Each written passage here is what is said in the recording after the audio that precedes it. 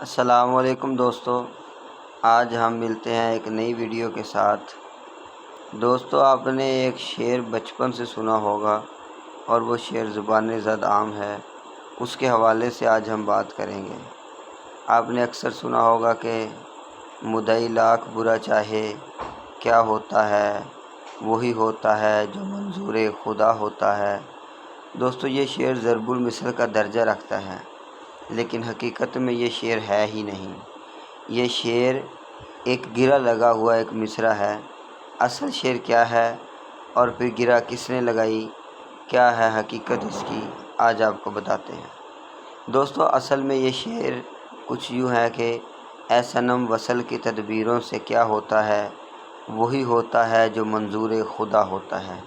یہ شعر مرزا رضا برق لکھنوی کا ہے، اور اگر آپ اس شعر پہ غور کریں تو یہ شعر وزن کے حساب سے پورا ہے اور شعری اصطلاحات کے بالکل عین مطابق ہے۔ اب جو شعر غلط العام ہو چکا ہے، اس ویڈیو کے سٹارٹ میں بیان کیا گیا ہے، اس کی حقیقت کیا ہے۔ دوستو، آغا حشر کشمیری نے یہ شعر اپنی ایک کتاب میں لکھا تھا کہ مدعی لاکھ برا چاہے کیا ہوتا ہے، اور دوسرا مصرع مرزا رضا برق لکھنوی کا انہوں نے لیا تھا۔ عین ممکن ہے کہ انہوں نے گرہ لگا کے یہ شعر لکھا ہو اور مصرع اولا ان کا ہو اور مصرع ثانی رضا برق لکھنوی کا ہو، لیکن مشہور جو ہوا ہے وہ شعر آغا حشر کشمیری کا ہی ہوا ہے۔